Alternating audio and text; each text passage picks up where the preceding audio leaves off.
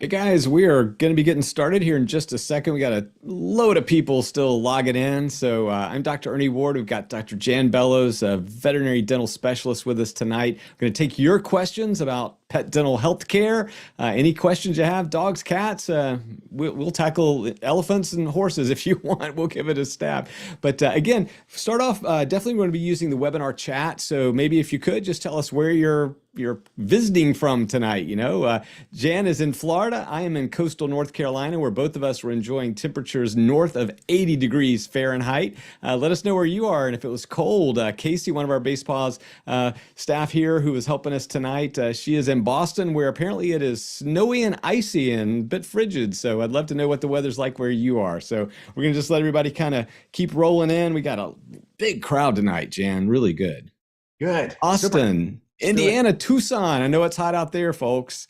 Austin, Texas, Washington, D.C., Dallas, where it's 80 degrees. But there in California, Pleasanton, California, Jan, it's 49 degrees. This is nuts, man. This is nuts. New York City, snow day. Omaha, Nebraska. Omaha, it's got to be frigid out there for sure. Sunny and balmy, 60-ish today somewhere. Alexandria, Virginia. Amherst, New York. I know where that is. Very, very near Buffalo. It is cold up there in Neat Spring. Oh, Kitchener, Ontario, Canada. Lovely place. I had the opportunity to visit there, Jan, one time. Let's see. Let's take Providence, New Jersey. Washington State, where it is snowing. Wow. Watching from NYC, 43 degrees. Salt Spring Island. Wow, Jan, all over. This is fantastic. Bethesda, Maryland, Milton, Ontario. Wow, Canada is in the house. They're probably down there with you, Jan, too. A lot of snowbirds, I'm sure, visiting you in Florida. Smart. Johnstown, Pennsylvania, Madison, Wisconsin. Wow, one of the most beautiful state capitals and home to one of my favorite Ironman, Jan. Jan's a big marathoner. I do some of the other stuff, but man, that's a beautiful city. It's a great town to walk around. Yeah. You ever do a marathon up there, Jan? No. Just curious. It's a little hilly. Nope. Okay. Yeah, beautiful. That down by the lake. I mean, whatever. That is just beautiful. 82 in Austin, Naperville, Illinois. Oh, I've been there. Yeah, that's near AVMA. My cat is a rescued feral. I don't think she's going to be too excited about this toothbrushing thing. Hey, we aren't either. You tell your cat, your feral cat, no worries. We're not going to be pushing for you brushing that cat's teeth. That's for sure. Yeah. Well, listen, I think it looks like we've got the most people in here, over 100 or so people looks like are going to be joining us. On behalf of Basepaws, I am Dr. Ernie Ward. I'm the veterinary medical lead for Basepaws Veterinary. We are a part of a company called Zoetis. Many of you may be familiar with that. A lot of your pets' drugs and vaccines and diagnostic tests may come through Zoetis, which is incidentally the world's largest animal health company. And I'm really excited to bring you guys tonight a dear friend of mine, one of the preeminent veterinary dental specialists in the world, Dr. Jan Bellows. Jan, thank you so much for joining us. My pleasure. Well, Jan, obviously we want to take a bunch of questions tonight, and I know what they're going to be about. We've already had a hint. So here's what I need for you guys to do. Go ahead and load them up. Let's see. I guess we can use the I'll try to bounce back and forth between the Q&A and the chat. So let's see if we got anything in the Q&A already. Super cold in California. All right. So if you want to use the Q&A part of the Zoom, that would be great. And that way I can kind of keep an eye on those. We'll feed those over to myself and Jan. But Jan, as we start off, today is February 28th, the last day of February. Tell those people that might have missed it, that, aren't as clued into some of the veterinary things. What is special about February to you as a dental specialist? Well, for the last probably 30 years, February has been anointed as Pet Dental Month. And originally it started because it's really cold out west and people just weren't going to see the veterinarians. So they figured if February was Pet Dental Month, more people would show up to the veterinarians. Maybe there'd be some discounts involved. And Hill's company decided to take dentistry underneath their belt and really promoted dentistry real well. And since then, it's morphed to every month and every day is Pet Dental Day. But still, the February, there's a giant emphasis on dentistry for dogs and cats. Yeah, so it's a way for us to sort of focus our energy and attention. And like Jan said, when this thing first started over 30 years ago, we both were practicing. And, there was a new product out. Quite frankly, it was a diet. And so, there was kind of this awareness. And then it just continued to grow. And again, with people like you interested in oral health, I mean, we're going to talk about why you should be if you're not, and certainly what you can share with your friends and family. The interest in oral health continues to grow. And people like Dr. Bellows are right at the forefront of it. So let's jump into some questions, Jan. The very first question is a common one that we get as veterinarians. How many times a day and how many days a week should we brush our pets' teeth, Jan? I'll let you go first and I'll clean up. All right. Well, the gold standard is that, like yourselves, you should do it twice a day.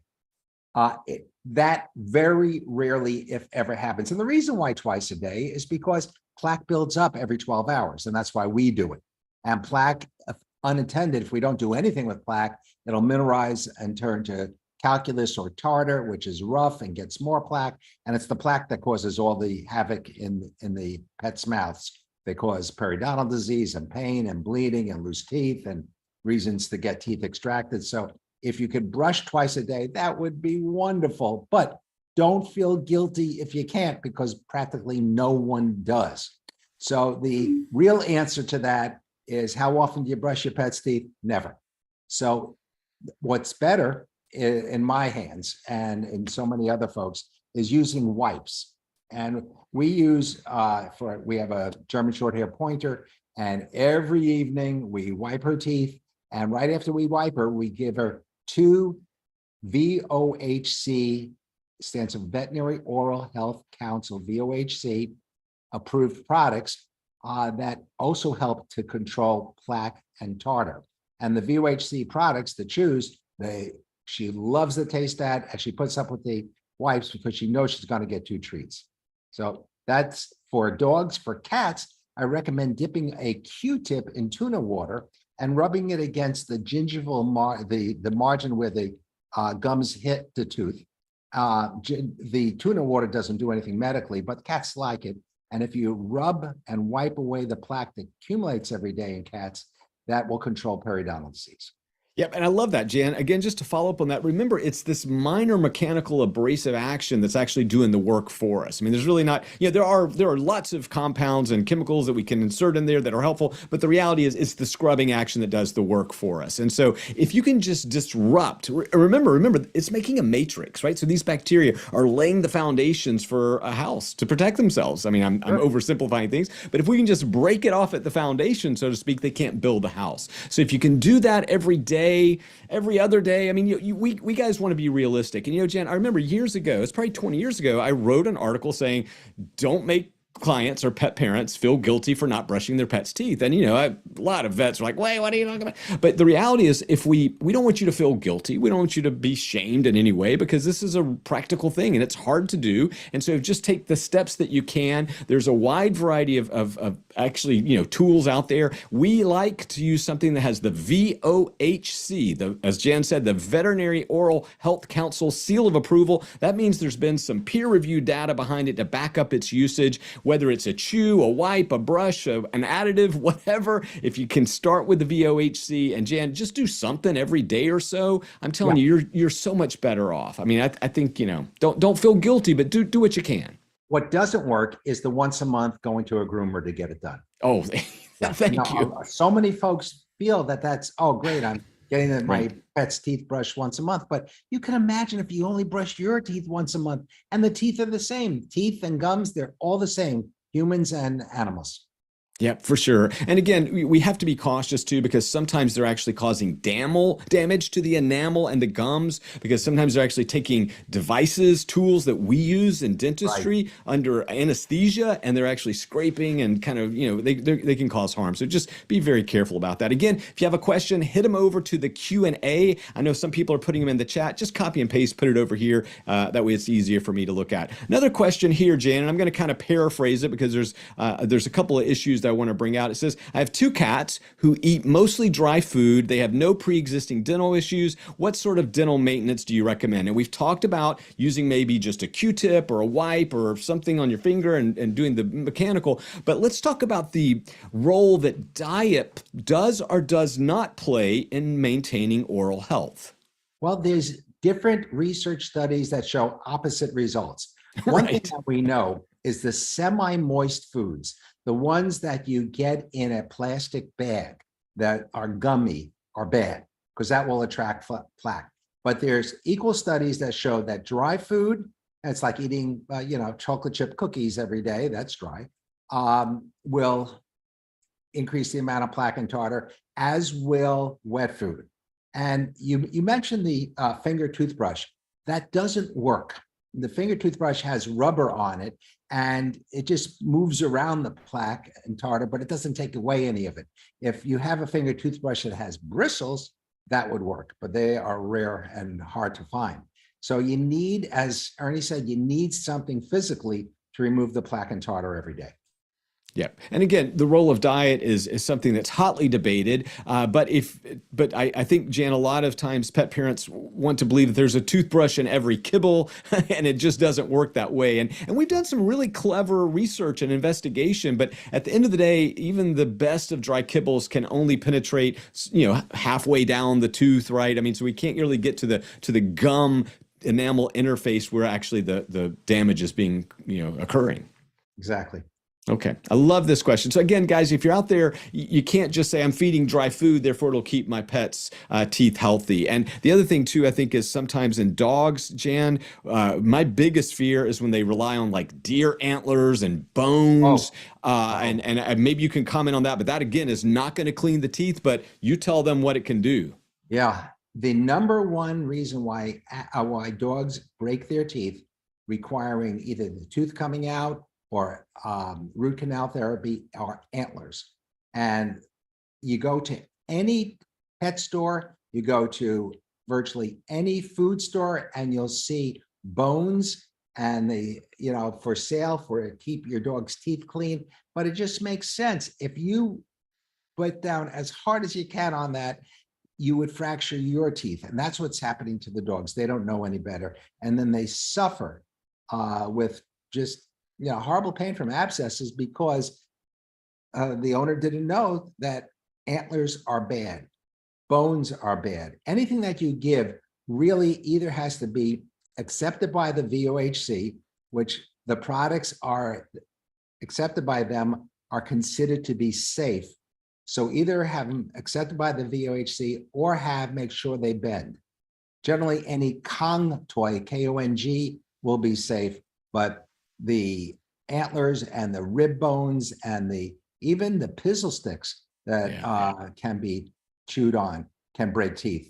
Yeah, just avoid them all. And I'll tell you too, Jan, in my experience, most pet owners, dog owners, as we're speaking now about chewing on antlers and bones, they don't even know that the dog's tooth is fractured, right? Because it'll be like the fourth upper premolar, the carnasial, those big teeth in the back. They're shearing teeth, right? And so the dogs crump it down, and they do these little slab fractures, right? Jan, you've seen them, I'm sure, innumerable times.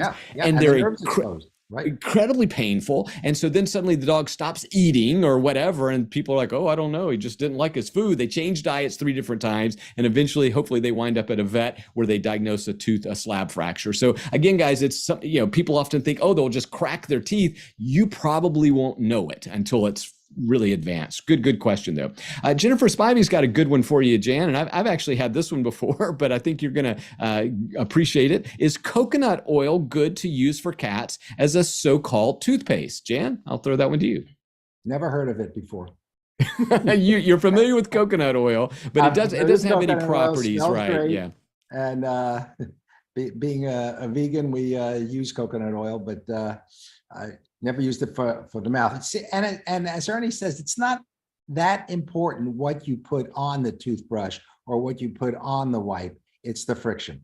Right, exactly. So again, if your cat or dog loves coconut oil and you want to put a dab on there and then do the rubbing, that's fine, no problem. Just like Jan's suggestion of using tuna juice or oil, for cats. But again, it doesn't have any special medicinal properties or antibacterial or antifungal properties that would help there. Again, a good question here. We can't really comment on specific name brands. So if you're asking us to give you our expressed opinion on like a brand, we really can't do that. Again, look for the VOHC seal of approval. If it's on that particular product, and I know we're seeing some of those pop in, then that's going to get our endorsement, but otherwise not. Okay. Go ahead. Just one thing. You could find the VOHC, the list of VOHC accepted products on VOHC.org. Yeah. And understand that VOHC is an organization that's supported by the American Veterinary Dental College, and it's made up by 5 volunteer veterinary dentists and an executive director. And they really do things right. Yeah, and every product that's endorsed starts by presenting peer-reviewed research data. So again, this is the best that we have right now for how we do this. Okay, good question here, and I like this one. Is it okay to go to a regular veterinarian for a cleaning rather than a veterinary dental specialist? And I like this question, Jan, for a lot of reasons, but what's your take? Can my regular vet clean my pet's teeth? Absolutely. But ask the veterinarian, and this is really important. How do they clean the teeth? Who is cleaning the teeth? And do they take full mouth dental x-rays when they clean the teeth? And this is so important because in animals, the tooth is 60% below the gum line. In people, it's only 30%. And in people, the ADA says you have to get x-rays at least every 2 years. In animals, we highly recommend when you have your teeth done by the veterinarian, that complete dental x-rays are done at least once a year. The second question is, who does the teeth cleaning? In veterinary medicine, the teeth cleaning is generally not done as the same type of person that a human dentist employs, which is a hygienist. Although they have veterinary dental hygienists, they're very, very few and far between, and most of them are not employed by general veterinarians. So be confident that the person that cleans the teeth with your veterinarian has experience, has been with a veterinarian for a while, has done hundreds and hundreds of teeth cleanings, and most probably everything will go real well. And if the veterinarian feels uncomfortable, ask the veterinarian if there's something that you see and you're not comfortable with taking care of it, will you refer to a veterinary dentist? For those clients that like to see specialists for everything, they can go to the American Veterinary Dental College website, avdc.org, and find a veterinary dentist near them. But generally, their own veterinarian can take care of it real well.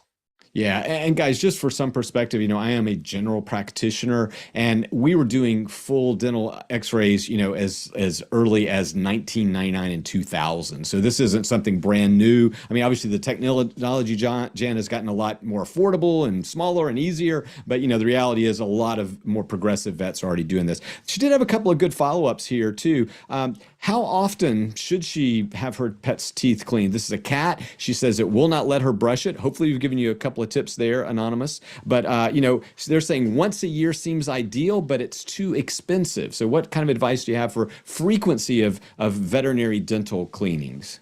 Well, what you can, as far as a frequency, they need to be done when they need to be done. Each animal controls plaque and tartar differently. And on the VOHC.org website, there are water additives and special types of diets that have been shown to decrease plaque and tartar that you don't have to do anything. The cat doesn't have to do anything. They just have to drink water and eat food, and that certainly will help.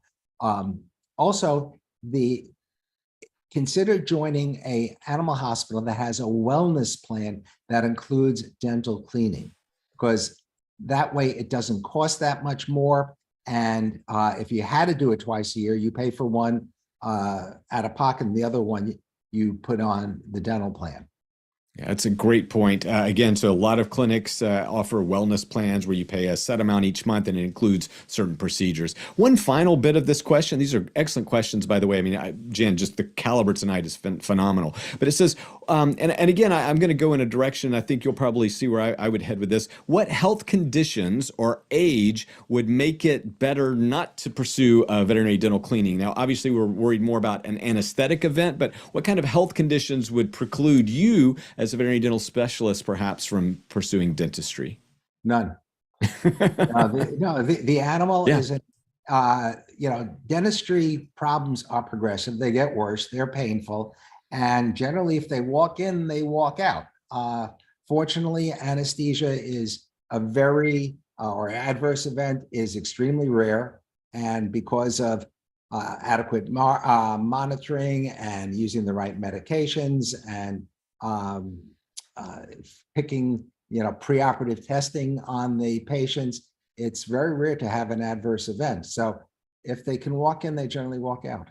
Yeah, and a lot of times, guys, we're using agents such as propofol and others that have very short durations. They're very low impact on organ systems. So, I would say, Jan, my advice always when people ask a question like this is like, if your personal veterinarian isn't comfortable, then ask them for a second opinion, right? And most vets are not afraid. They may just say, hey, look, I don't have access to these drugs, or I don't have experience with this type of anesthetic monitoring. I'm uncomfortable. So hopefully they'll give you the name of someone who is a little more, experienced or has better equipment or whatever it might be. So I love that for sure. But again, I'm with Jan on that. There's not very few. A lot of veterinarians now work with a nurse anesthetist. I know we do. All the procedures I do, I have a nurse anesthetist that is specially trained with anesthesia. So especially with the tough types of cases, it is very smooth sailing. So ask if you're very concerned, and you should be, the client should be very concerned with anesthesia. Ask if they can get a nurse anesthetist or a real anesthesiologist, a veterinary anesthesiologist, in to help with the procedure. Yeah. And again, guys, one thing that's remarkable in the span of our careers here over the past 30 plus years as veterinarians, we now have veterinary technicians who are specialized in anesthesia. This didn't exist 30 plus years ago. And so now we have an entire cohort of veterinary technicians who have said, I want to be a specialist in anesthesia. So this stuff is available. Quick question here, Jan, just a quick answer. At what age should we start brushing our pets' teeth? As soon as you get them. Even though they're young, even though they're 6 weeks old, even though they're all baby teeth, make it a fun procedure. Right. Animals, they shouldn't be anxious. They shouldn't be fearful. They shouldn't, they should love the procedure. So and again, guys, I love what Jen's saying. So our first puppy and kitten visits at our clinics, this is how we train our staff to introduce it to the pet parent. We touch the mouth. We touch the ears, we touch the paws, right? Because we want those pets to become acclimated and accustomed and comfortable with us touching those areas, because guess what, guys? You're gonna have to interact with those at some point. So it's good practice to do it. Quick question here from Tammy in New Jersey. What helps with bleeding gums? Bleeding gums means that there is a problem.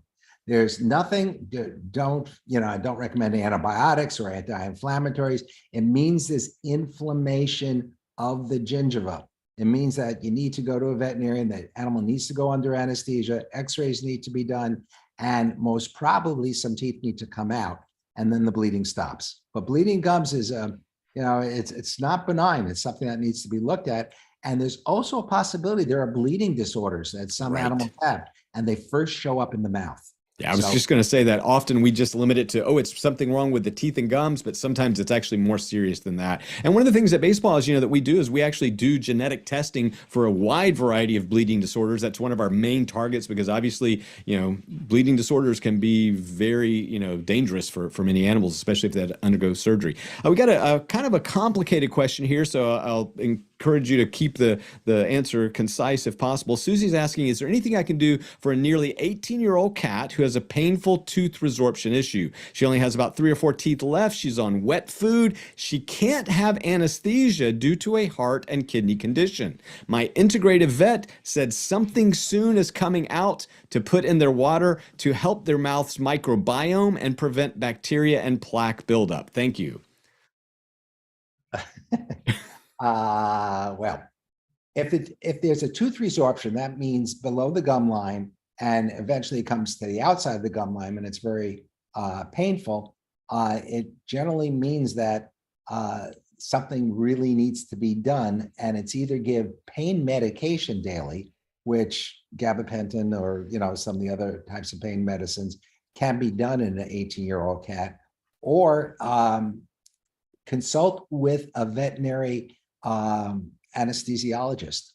Because if there's only 3 teeth there and you go to a veterinary dentist, they can usually take out the teeth kind of rapidly. Right. I mean, I usually have two assistants helping me in the speed of things. So we can usually get them in and out pretty rapidly. And what the beautiful part of working with an veterinary anesthesiologist, we had a 16-year-old dog about 2 weeks ago that had a similar problem. And we had it was a tumor in the mouth, and we had to get it in and out fairly rapidly.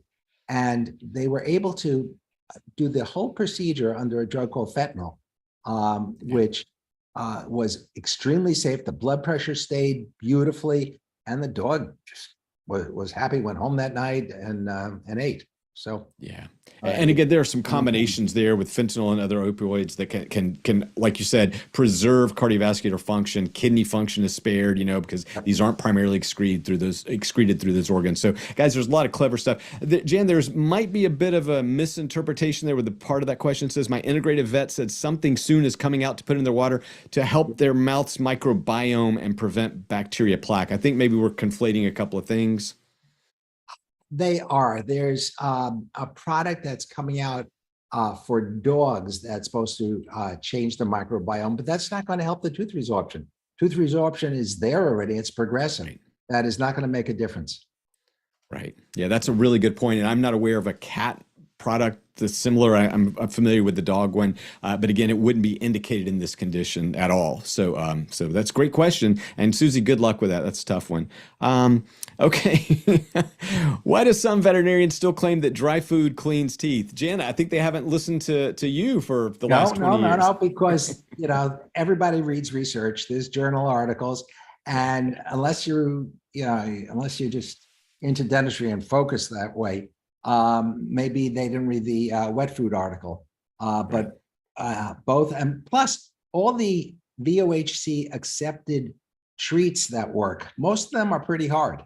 They're not going to break teeth, but they're hard. That helps to squeegee off teeth and to squeegee off plaque and tartar.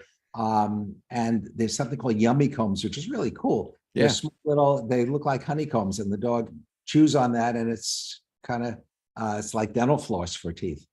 Right. Yeah. Yeah, but again, I think, Jan, a lot of the misconception, misinformation, misunderstanding revolves around, well, if I'm using this dry food, it's just as good and replaces me needing to brush, and that's just simply not the case. Mm-hmm. Okay, good. All right, so Haley's got a question. My cat will allow me to brush her front teeth without too much fuss. Amazing, I know. Any tips on reaching her back teeth? I've tried to find a small toothbrush that will fit her mouth, so maybe that's the solution. Any tips on small, soft pet? Jan, you've got a great solution for this one. The Q-tip. The Q-tip. You just dip the Q-tip in tuna water, and you just rub all the way in the back teeth, and you just have to do it on the outside of the teeth, right? The inside of the teeth. Just the buccal, the cheek side.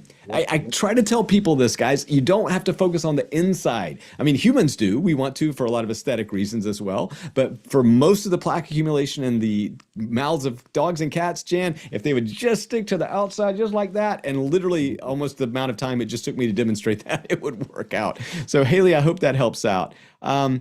Let's see. Okay. Funny to Carrie has a comment based on, she said, it's be funny to imagine your hairdresser brushing your teeth every 4 to 6 weeks. I love that, Carrie. I'm stealing that line. I love it.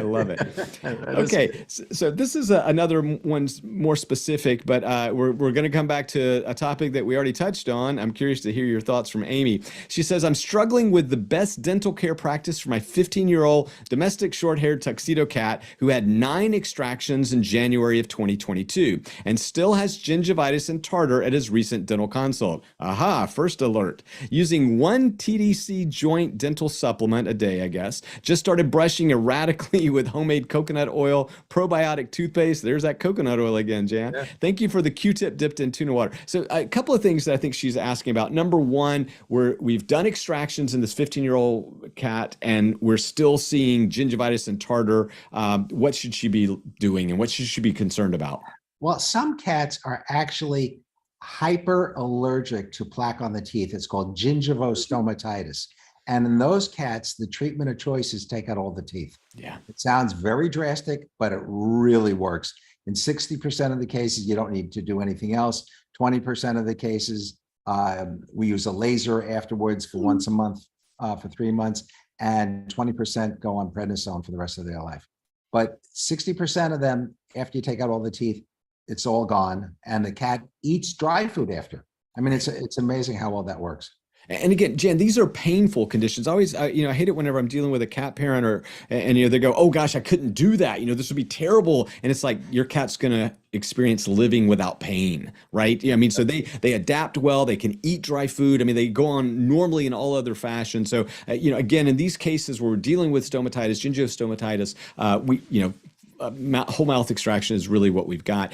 Jan, one of the things too, this is an active area of research for base paws. We're looking at genetic and oral microbiome signals and markers for these conditions to help you identify it earlier. So, I mean, I know you're really excited about some of the research we're going on. Yep. Okay. Let's see. I don't know. Oh, okay. We'll just throw it out there. This is from Maria. Why would a Cornish Rex cat breeder frown on teeth removal if advised by a vet?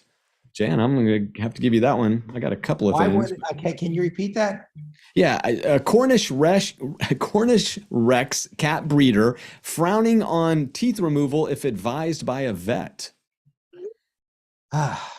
Well, some breeders have bad experiences in the past, or have heard of bad experiences with their breed with anesthesia. And maybe that's why they're advising against it.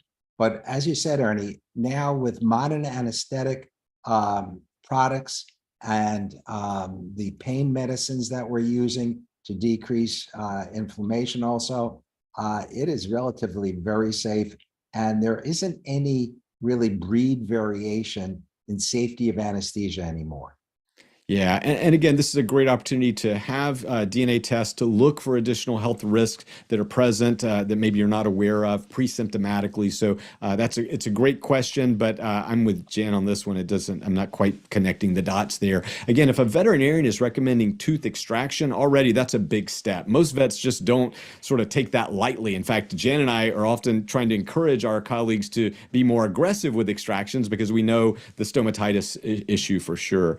Jan, really a good question here. I recently adopted a kitten and want to engage in preventive dental care. Thank you.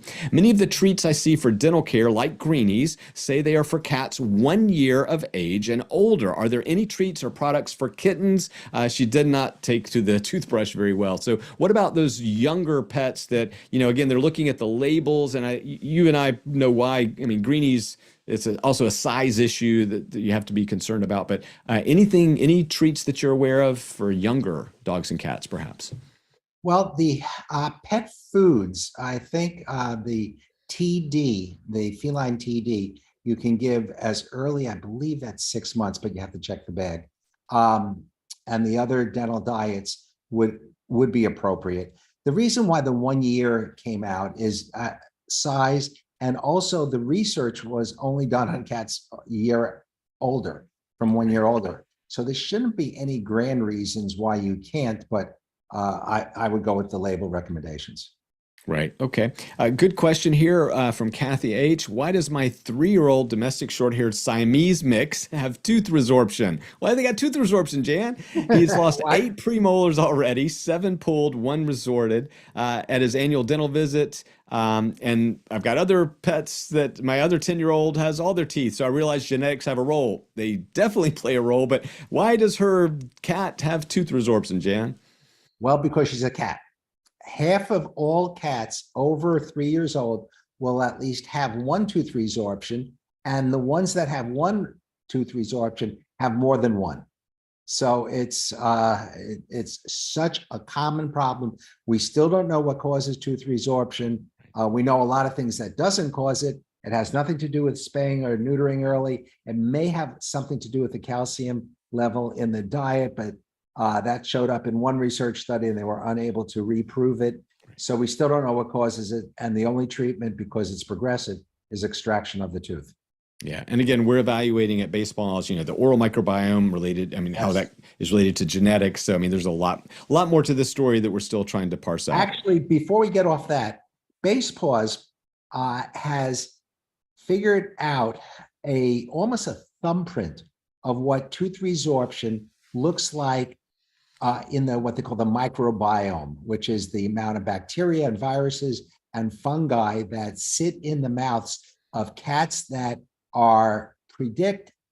they can predict just by saliva specimen that you send into base paws or you get it from your veterinarian, and they'll send you back a report that says the predictive value that your cat has a present tooth resorption is, high or medium or low. And it's based on the certain thumbprint bacteria. And it's really an incredible work that they are doing for the dog and cat public, because they're going to really help animals with periodontal disease, with what they call stomatitis, and with tooth resorption to help have a much happier mouth. So yeah, and again, we have an entire wing of our company devoted to citizen science. So if your cat or dog has some of these conditions, especially cats with stomatitis, gingivostomatitis, tooth resorption, go to our website at basepaws.com and look under our citizen science part and tell us, maybe you can enroll. And again, we ship out a free genetic test because we need more data. Here's an interesting one from Catherine Parsons, Jan, for you. Additives for water often have boric acid, and I understand this is toxic to cats.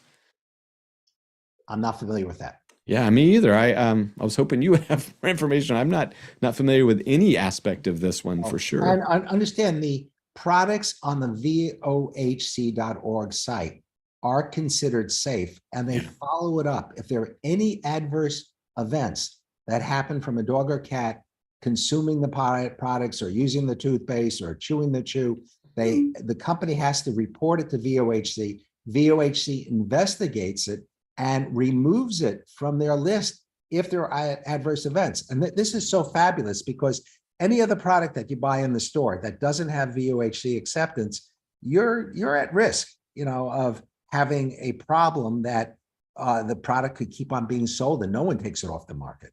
So yeah, VOHC products are great. It's a great point. And these are poorly regulated, if at all. So again, you're looking for some validation, some accreditation, and VOHC is kind of what we fall back on because there's research presented to back up those claims. They've been reviewed by veterinary dental specialists, and then they either pass or they fail, and a lot of them don't. So Jan, here's another interesting one from Nancy. Can kittens or cats have avocados, garlic, and chocolate? Just a quick note, guys, cats don't have sweet receptors, so they usually don't like chocolate. I would avoid it at all costs, but it's not, because again, the theobromine, some of the metabolites can cause an excitatory reaction in dogs and cats, but most cats don't like it. But what about avocados and garlic? And I can take it if you don't want to. I understand they're not so good.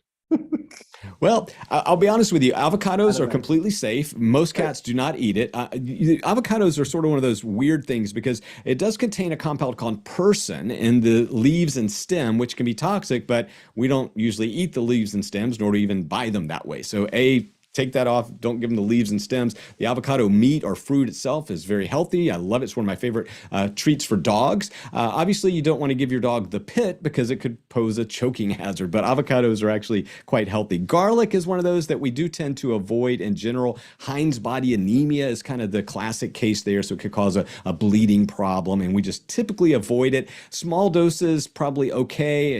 Back in my day, Jan, we used to, they used to give dogs garlic as a flea preventive. It didn't work for that. Right. But it also didn't cause a lot of bleeding dyscrasias, but just do it. Good question. A lot of information there, hopefully. Bazena has a question. Great question, and this is going to break my heart. Any tips to avoid tooth resorption in cat? No. Nope. Sorry, guys. It hasn't been. We don't know what causes it, so we don't know how to prevent it. Sorry. Yeah, a lot of questions about that. Is there more knowledge, cause, prevention, treatment? Guys, we don't know. But what we do know is that if your cat has it, the only treatment that will alleviate this suffering is going to be a tooth extraction. There's just nothing else you can do. Of course, you can go the route of trying to give them daily pain medications, and there are some great pain medications, Jan, but that's probably not sustainable or practical for most cases. Yep. Okay. All right. I'll let you tackle this one here as we kind of we're getting towards the end here. How are the VOHC dental chews any different than kibble? There's several things that come to my mind, but well, so kibble, actually, it's so interesting how they do the VOHC acceptance. They feed dogs. Let's say there's a dental diet that a company wants to promote. They will feed kibble to 20 dogs and then feed the dental diet to 20 dogs. And then after 28 days in one study and 52 days in another study, they'll compare the amount of gingivitis, the amount of plaque, and the amount of tartar that the dog has accumulated in each. And to get VOHC acceptance, there has to be at least a decrease of 20% between the regular kibble that they feed and the on the product that VOHC is trying to accept in 2 studies.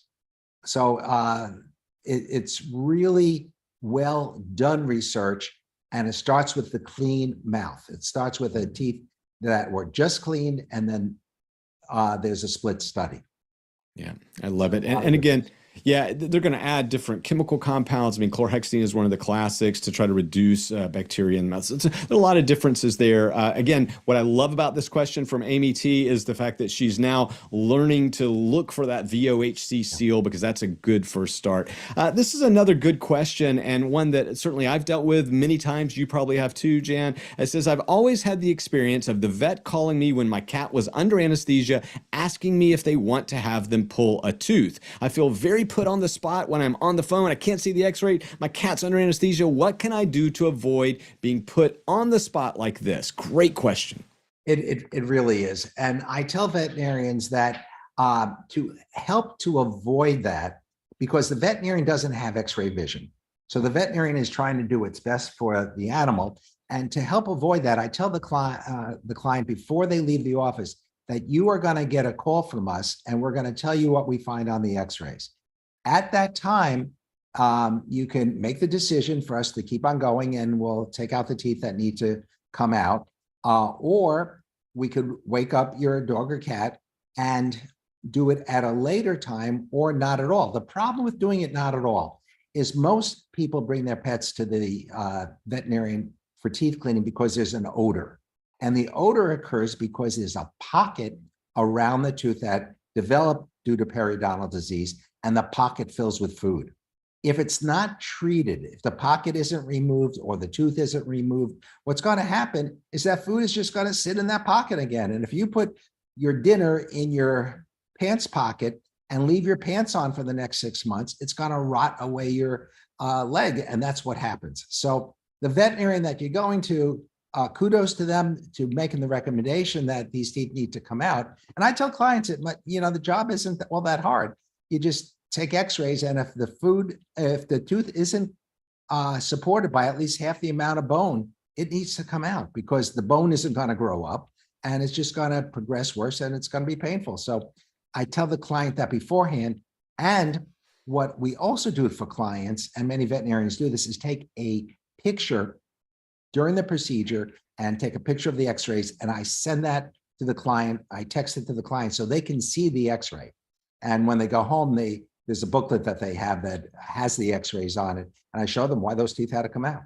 Yeah, and I do the same thing. There's also an undercurrent here of trust that you have to establish with your veterinary professional. And, if you're feeling put on the spot, to me, that just sort of signals that there's a lack of that trust. So, for us, I want to make sure that you're comfortable with the procedure. Typically, if your vet is calling you during the middle of a procedure saying something needs to come out, it really needs to come out. There's almost no question. So again, it's just part of this, working together closely with your veterinary team to make sure that you're doing the right thing. I will tell you though, guys, in my experience, I've been in this exact same situation so many times. I do everything like Jan. We'll try to send them over the x-rays or take a picture of the x-ray or whatever and just get it to them quickly. But the reality is, we are in the business of preserving teeth. We're also in the business of preserving health and alleviating pain. And so we have to sort of sync up all of those things. So here I am going, wow, this tooth is a problem. It's causing pain. It's going to cause significant issue. Good ideas of what the trends are like. And then, you know, like Jan said, what I'm finding most useful with vets around the country, Jan, is the fact that they go in, they do a procedure, and then 30, 60 days later, they repeat and they find, wow, it's still at high risk. That tells me we got to go back in. We missed something, or there's more, we need to do something else, right? I mean, and oftentimes it's going to be an extraction. Yep. Yeah. Good question. Okay. And don't feel bad that your veterinarian recommends extracting the teeth. Fortunately, animals don't have to go out and kill rabbits or squirrels or moles to eat. They have pre-digested food right in front of them, and they do fabulous without their teeth. Do not feel guilty if your pets have to have their teeth, you know, one or two or all the teeth taken out. Yeah, and again, you know, having extensive experience in the pet food industry as well to clinical practice, you know, I can tell you that when they do these analysis on how well that kibble or wet food or semi-moist, whatever, is actually digested, and they put it in its unadulterated form is what it's called. So they actually take the whole kibble and they drop it in a vat to simulate the stomach acids and the agitation and so forth, the peristalsis, and it's going to be broken down. So literally, if your pet swallowed the food whole, it's going to be broken down and digested. So like Jan said, I love the way you said it. It's, you know, almost like pre-digested food. So I'm with you, Jan. I think sometimes we fear extractions for probably cosmetic reasons like us. But again, these animals don't have to go out and fend for themselves. Good question here, Jan. Again, just if you can hang on just a few more minutes. My vet said my cat doesn't have plaque, but does have gingivitis. It's been a little over a year since her last cleaning. Should I get her teeth cleaned now or wait until she has plaque in addition to gingivitis? Okay, so gingivitis is caused by plaque, caused by bacteria. So there is plaque, and oftentimes you can't see it. Probably there isn't any tartar, and there isn't any, or calculus, which is roughened plaque, which attracts more plaque and causes periodontal disease. It's the perfect time to get the teeth cleaned. The reason why is gingivitis does not have any loss of support of the tooth. Totally reversible. The gums can turn back to normal. Life will be great, especially if you control plaque in the future. But if you wait until they have periodontal disease, then that's progressive. So the perfect time to clean the teeth is as soon as gingivitis or inflammation occurs. And also understand that an animal's years is like 1 in 5 or 1 to 7. You can imagine if you got your teeth cleaned only once every 5 years, that certainly wouldn't be appropriate. So yeah, at least once a year, get it done. I love it. And again, guys, we're going to have to wrap up our time with Dr. Bellows tonight. Great questions. We're not going to be able to get to everything. A lot of basic questions, guys, that you are asking, like what is tooth resorption, periodontal disease? I mean, we have a great reservoir of information. Our entire library is at basepawsvet.com. So definitely just go search around. You'll find more than you ever wanted to know about these types of conditions. So for sure. A couple of other final ones here, Jan. They had a test done, Basepaws Pest, high predictive value or high risk for tooth resorption is found. What should they do? Well, they certainly need to go to their veterinarian and make sure their veterinarian, this is very important, can take intraoral x-rays, not skull x-rays, intraoral x-rays to find out exactly where the tooth resorption is. If it hasn't extended to the oral cavity, they have time and they can wait until they extract it. Once it extends to the oral cavity, it's painful and they really have to get it taken care of. But the first step is see their veterinarian, take that sheet of paper to the veterinarian, and the veterinarian will know what to do.